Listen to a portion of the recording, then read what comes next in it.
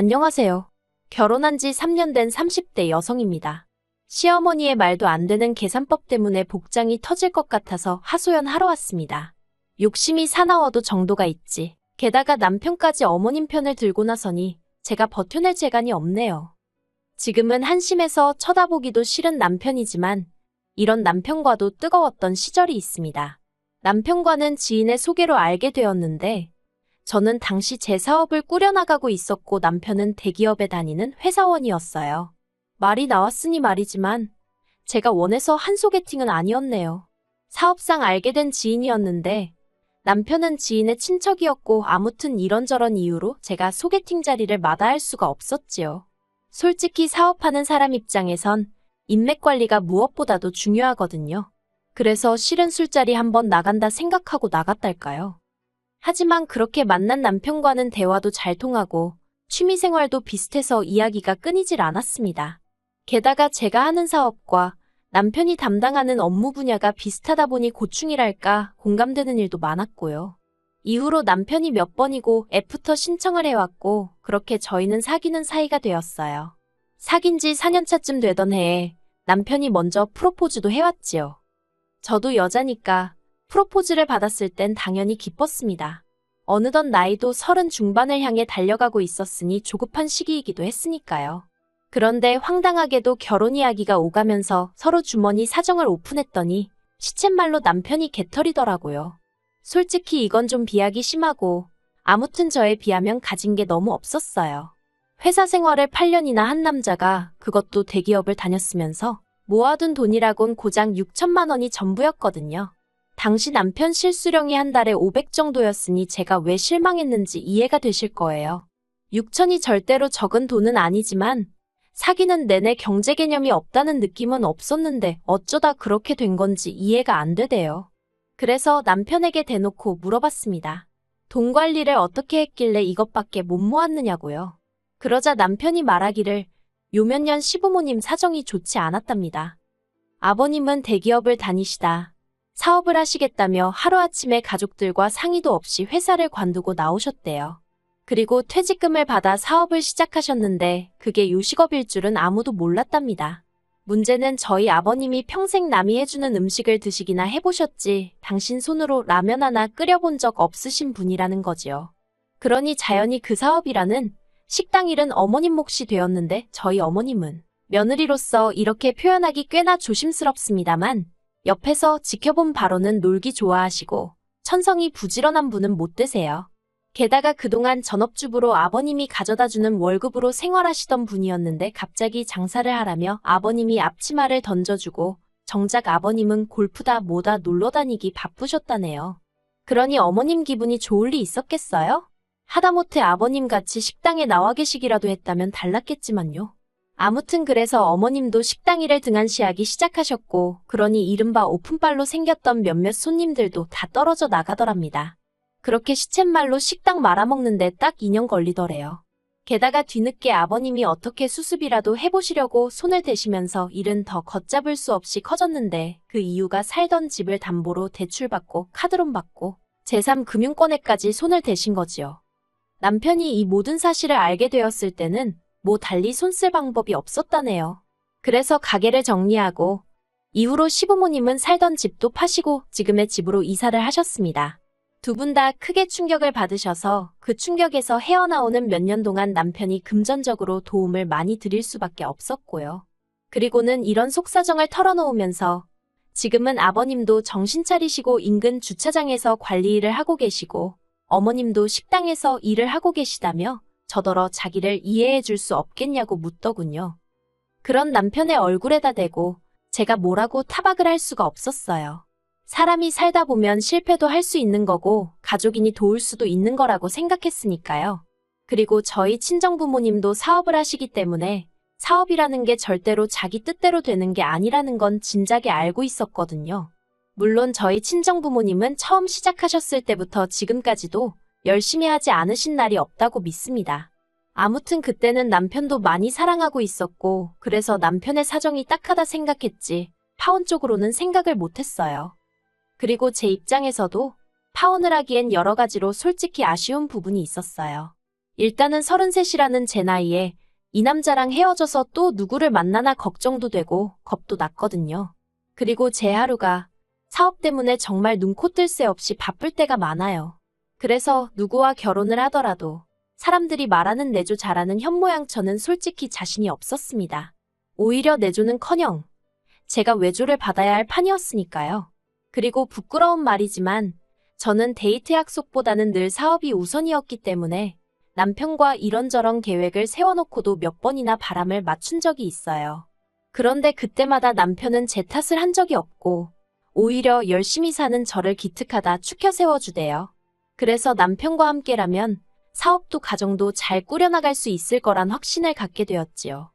몇몇 친구들은 제가 아까운 결혼이라며 혀를 차기도 했지만 인생의 돈이 전부는 아니라고 생각했습니다. 그래서 제가 3억 플러스 알파 그리고 남편이 6천 그렇게 들여서 결혼했어요. 남편이 혼술합시고 자기가 타던 차를 가져오긴 했지만 저 역시 제 차가 따로 있었으니 그건 말 하나만 하고요. 사는 곳은 제가 고집을 부려 지금의 아파트를 매매했네요. 그런데 막상 결혼을 하고 나서 얼마 지나지 않았을 때였어요. 평소처럼 출근했던 남편이 점심시간이 좀 지나서 집에 왔더라고요.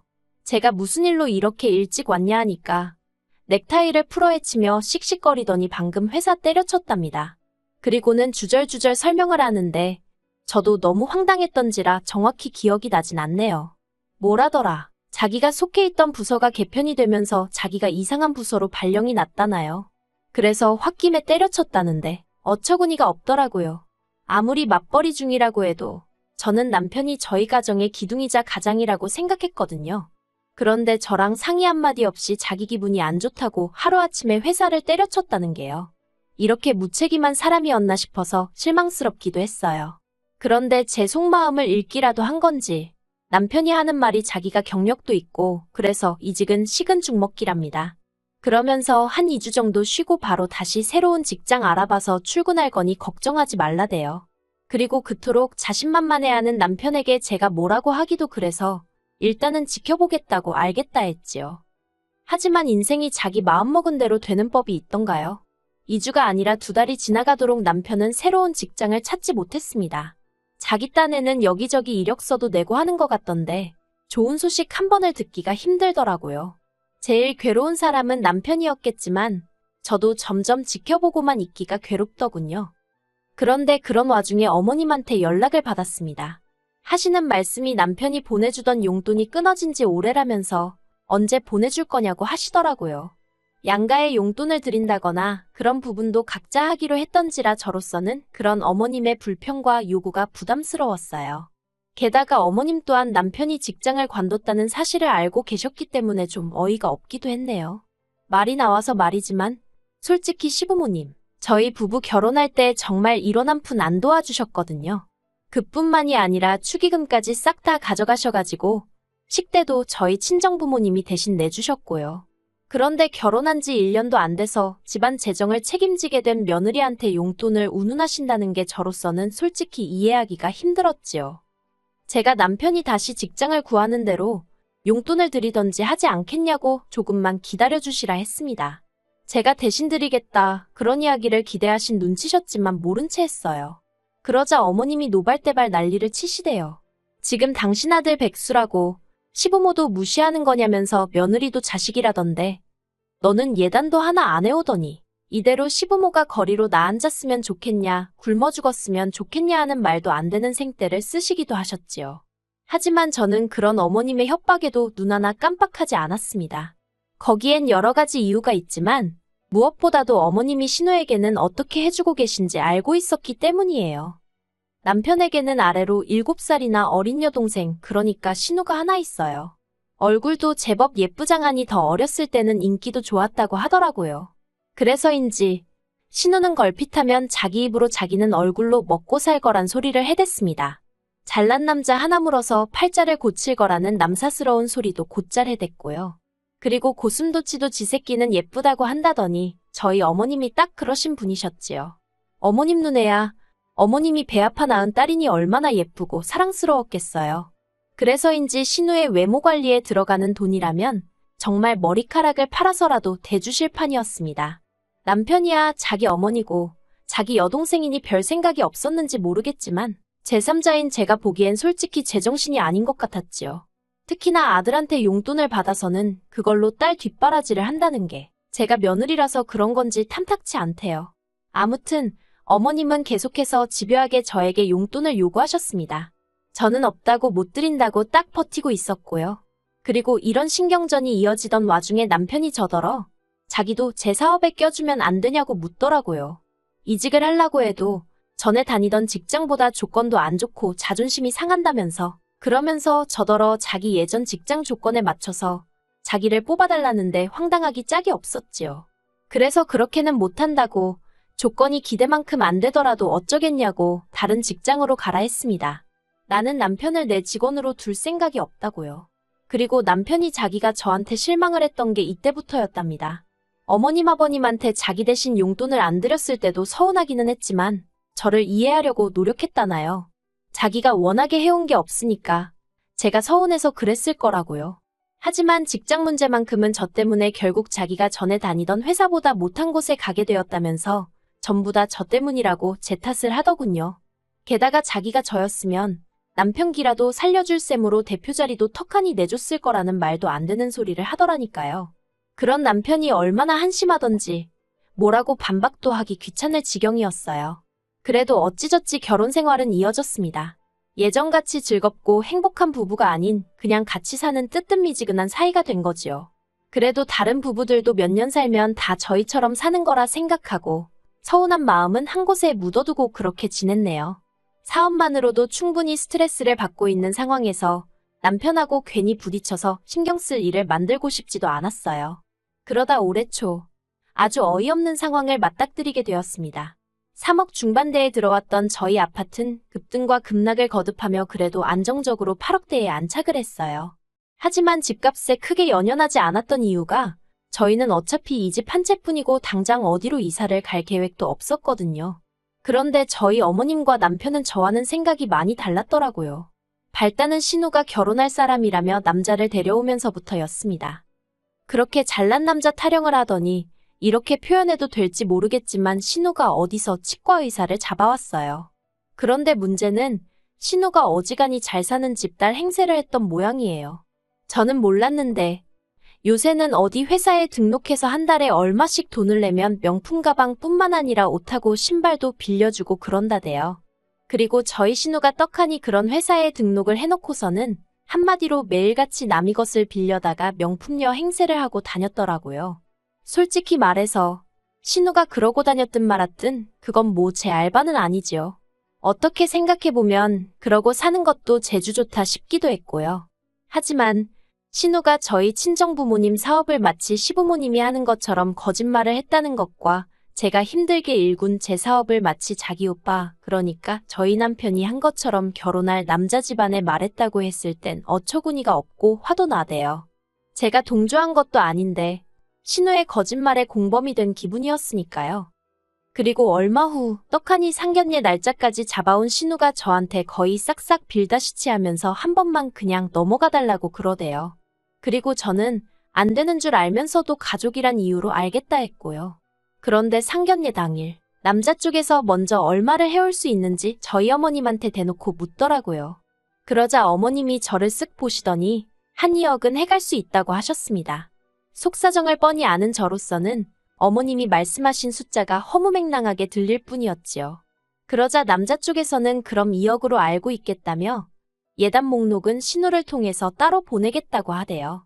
저와 남편이 결혼할 때랑은 판이하게 다른 상황에 전 할 말을 잃고 말았어요. 그렇게 상견례 자리가 끝나고 시부모님과 신우 그리고 저희 부부까지 근처 카페로 이동하게 되었습니다.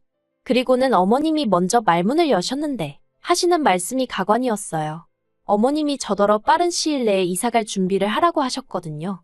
생각지도 못한 어머님의 말씀에 제가 이사를 왜 가냐고 물었더니 아파트가 모른 거 거기서 신우 시집 갈 돈을 줘야 할 거 아니냐는 거예요. 그리고는 하는 소리가 남편이 결혼할 때 들고 온 6천, 그거 사실 어머님 돈이랍니다. 어머님이 남편한테 빌려주신 거라며 이참에 집 팔아서 2억으로 갚으래요. 아파트 값이 2배 넘게 올랐으니 2억 정도는 당신 몫이나 다름없다나요? 남편이 어머님께 돈을 빌려서 저에게 장가를 왔다는 말도 금시초문이었지만 설령 그렇다고 해도 어떻게 저렇게 뻔뻔하게 남의 아파트를 팔아라 마라 돈을 내놔라 마라 하지 싶어서 말문이 다 막히대요. 하지만 혼자서 시댁 식구 전부를 상대하려면 정신을 똑바로 차려야겠다 싶어서 깊은 숨 한 번 내쉬고 그렇게는 못한다 했습니다. 이사를 갈 생각도 없고 집을 팔 생각은 더욱이 없고 무엇보다 어머님께 제가 2억을 드려야 할 이유를 모르겠다고요. 그리고는 설령 어머님이 남편에게 6천을 빌려주신 게 사실이라고 하면 두 사람 간의 채무관계이니 두 사람이 알아서 해결하라 했어요. 아파트는 오롯이 제 명이고 아파트값 3억 6천 중 6천 정도만 남편이 부담, 나머지는 전부 제 돈이었으니까요. 제가 정말이지 어머님이 한마디 받아칠 틈도 들이지 않고 따다다다 쏘아대듯 말을 이어갔네요. 그러자 어머님은 물론이고 아버님과 남편, 신우까지 어이가 없다는 듯 저를 쳐다보더군요. 그러든지 말든지 할 말만 마치고 제가 먼저 자리에서 일어났어요. 정신없이 카페를 빠져나와 막 신호등을 건너려는데 따라 나온 남편이 제 손목을 잡아채더니 당장 들어가서 어머님께 죄송하다 하랍니다. 어머님 말씀이 틀린 거 하나 없다면서 자기 몫에 6천이 없었으면 돈이 부족했으니 지금의 아파트를 사지 못했을 거 아니냐대요. 그러니 2억 정도는 자기 몫이 맞다면서 말도 안 되는 그의 계산법에 저러니 이직을 못했지 싶어서 혀를 다 차게 되더라니까요. 제가 그렇게는 못한다 했습니다. 그러자 남편이 그러면 지금 당장 자기 6천 돌려주고 이참에 갈라서자대요. 전 처음에 제 귀를 의심했어요. 아무리 남편이 한심하고 미운 순간들이 있었어도 이혼하자 소리는 입에 담아본 적이 없었는데 남편은 이혼을 무슨 무기처럼 남발을 해댔거든요. 저는 그대로 카페에 되돌아가 어머님께 6천이고 뭐고 그건 못 드리니 대신 남편이나 데려가시라 했습니다. 어머님 아들이 먼저 이혼 이야기를 입에 올렸으니 저도 이대로 참고만 있을 수는 없다고요. 그리고 말해 뭐 하겠어요. 어머님이 저더러 싸가지도 없는 게 시애미한테 와서 이혼을 한 해 어쩌네 그런다며 욕을 해대시대요. 뭐라더라. 저더러 은혜를 모르는 배은망덕한 X, 도둑 X라나요. 결국 남편과 저는 돌아올 수 없는 강을 건너듯 서로에게 씻을 수 없는 상처가 될 말들을 토해냈어요. 그렇게 이혼 소송을 시작했습니다. 남편은 위자료로 2억도 아니고 3억을 요구했는데 저 솔직히 말해서 그냥 남편 돈 토해주고 이혼할까? 아니면 신호혼수 내가 해주고 상황수습 해버릴까? 나름대로 별 생각을 다 했거든요. 그런데 3억 소리 딱 듣고선 1원 한 푼도 안 준다 아니 못 준다로 마음을 고쳐먹었네요. 그리고 신우는 결국 파혼했어요. 신우가 해온다는 돈도 안 해오지. 예단도 뭐 진 척이 없지. 그러니까 남자 쪽에서 신우 뒷조사를 한 모양이더라고요. 그리고는 결국 신우의 거짓말이 어느 정도 뽀록이 난 거지요. 남자 쪽에서 벌써부터 거짓말 치는 싹수노란 여자를 어떻게 며느리로 들이냐며 없던 일로 하자고 했다대요. 제가 들은 건 거기까지입니다. 어머님은 이걸로 저한테 민사를 건다고 하대요. 저 때문에 이렇게 된 거라면서 위자료를 받겠다나요. 저야 뭐 어디 한번 마음대로 하고 싶은 대로 해보시라 했지요. 에휴, 그래서 지금 변호사와 함께 남편을 상대로 치열하게 싸우는 중입니다. 정말이지 사랑이고 뭐고 돈 앞에는 장사 없다더니 그게 제 이야기가 될 줄은 몰랐는데 씁쓸할 뿐이네요.